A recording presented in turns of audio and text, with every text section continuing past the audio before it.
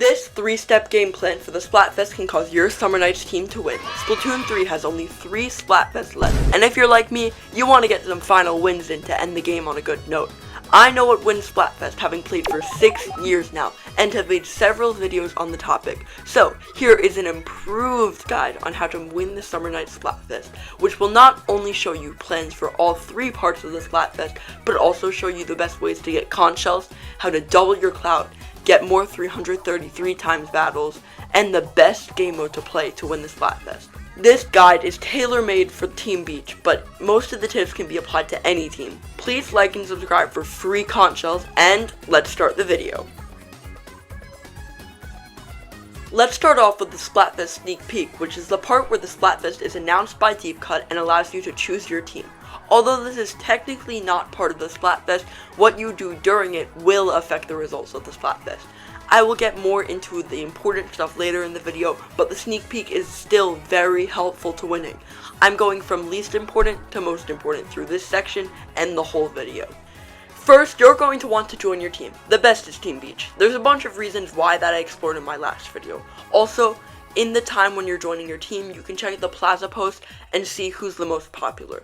Once you get your Splatfest tee, go to merch and replace ability doubler with whatever main ability you need, because in the long run, anything is better than ability doubler.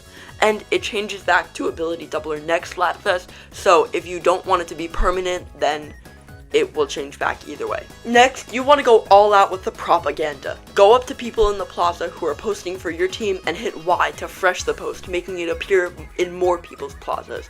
Wear your Splatfest tee everywhere. Make art and post it on social media, and you can post it in the plaza. And you can do things like making YouTube videos begging people to join your team. If you pull up in an outfit like this, everyone will know Team Beach has the best style and may join your team out of envy. Your insightful plaza post can also help people join your team. In Splatfest, the more is definitely the merrier, unless your team is the most by like a popular by a lot, but Team Beach isn't, so you don't have to worry about that. For the final part of this section, it's the most important part of the sneak peek, getting conch shells. This is the only thing that directly affects the Splatfest score during this time, and the way to get them is by leveling up your catalog. Luckily, I know the best mode to play for conch shells, and it's Turf War, getting you the most experience per match, regardless of a win or loss.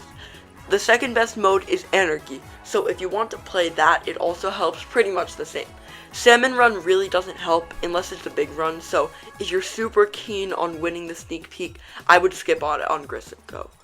Playing after 8 PM Eastern Standard Time gets you a first win of the day bonus, which can be very helpful, almost getting you a free level. From what I understand, EXP foods from the Crab and Go store do not affect your catalog level, so if you're saving them up, now is not the time to use them.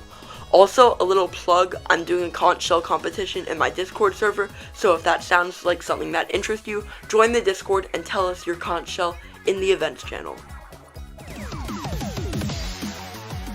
Now for the first half of the Splatfest and the second section of the video. This is right before Tricolor, but right after the Splatfest actually happens and nighttime hits. Unlike the last section, I will give 5 things to do instead of 3 because there's just so much more. The first thing I'll tell you that's important to do is very not well known. Mirror matches do not count for your clout, but they do help in another way. The winning team of any mirror match has a higher chance at a 10x battle later down the line. So, squid partying is very fun, and I recommend it for mirror matches because it's a very nice breather. But, while you're partying your little heart out, you will have to ink a little bit so you can get a higher chance of a 10x battle in the future.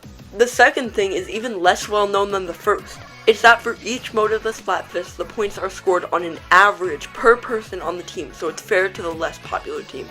That means if you join a team and don't play for a certain mode, you help your team lose that category. So I have taken the averages of both normal mode and pro mode from the previous Splatfest, so you know how much clout you should get before you stop playing. The numbers are on screen right now. Of course, if you still want to play, it's much better for your team to keep on doing so, but if you aren't feeling it that day, only play that much, or don't join a team at all. The third thing you'll want to know is how to double the clout you get per match. Yes, I'm not joking. This is a game changer because if all the other teams are playing while getting the normal amount and you're getting double, you're going to be way ahead of them. The way you do this is with synergy bonuses with friends. Synergy is when you match things like clothes and weapons, but many people don't know that you can get up to 2 times synergy bonus. This is by having all the same weapons, headgear, shoes, specials, and hairstyle. You may be able to get away with having all the different weapons, but I'm not positive. I will clarify in the comments if this is false or not. Next is how to improve your X battles, and overall just how they work since there's a lot of misinformation that is spread. 10x battles are mostly random, but you can get a higher chance when you win regular battles. This includes mirror matches like previously stated. The average chance of getting one is 1 in 25 matches. Every time you get a 10x battle, you get a festival shell, and here is where the misinformation is spread. In order to get an 100x battle, one person on only one team needs a festival shell. This chance is insanely unlikely, and most 100x battles are when your team has a total of at least 10. 333x battles happen when both teams can trigger an 100x battle at the same time, meaning someone on both teams needs it, at least one festival shell. But yet again, the chances of that are pretty close to 0. If you're looking for an 100x battle, pair up with people who already have festival shells, so you can get one quickly. And if you're looking for a 333x battle, there's a likely chance you're just gonna get an 100x and your shells are gonna disappear, causing you to have to start all over again. These battles are extremely worth it because winning an 100x battle is like winning 5 hours of matches in just 3 minutes. This can be made into 10 hours of matches if you do the synergy bonus. In short, win regularly to get 10x battles, win 10x battles to get 100x battles, and simply pray for a 333x battle. But if you want to get the clout bonus from X battles, you are going to need to win, which brings me to my 5th tip on how to win turf war matches. Since this video goes into a lot of topics and I would like to sleep at night, I'm just going to give you the short version. Pick a weapon you feel comfortable with, and only pick a weapon that doesn't paint well if your teammates have weapons that do paint well. Don't spend more than 15 seconds at the start of the game inking the spawn. It's much easier to do that after you're splatted. Try to win without spawn camping before the last 30 seconds, but once the last 30 seconds hit, go all out. That's your last chance. If you have a special in the last 45 seconds, don't use it, because it's a lot more beneficial to use it when the timer hits 30. You can go from in danger to winning a match in just 30 seconds. It's really crazy. But don't take this as a reason to not try during the first part of the match, because it determines how those last 30 seconds are going to go. Despite what people say, the whole turf war match matters, and there's a lot that goes into winning, that there are many videos on it, including my own, link in description. Now what I would say is the most important part of the entire Splatfest, Tricolor. It has scored the highest, and every single team that has won Tricolor in the past has won the Splatfest as a whole, and I don't expect that to change. Seriously, every single team. What I believe is the most important tip of the whole video is at the end of this section. The first thing about Tricolor is that you need to get a certain amount of clout to keep the average in check. That is still holds true for every single mode of the Splatfest. The amount is on the screen right now. Second is how to win as an attacker, since there's a lot of different strategies and only some work as well as mine. My strategy is to rush at the ultra signal like you do not fear anything, like those salmonids in the glow fly waves. Use your special to either move enemies out of the ultra signal's way, or if you have something like Tricolor, use it for the shortened respawn time.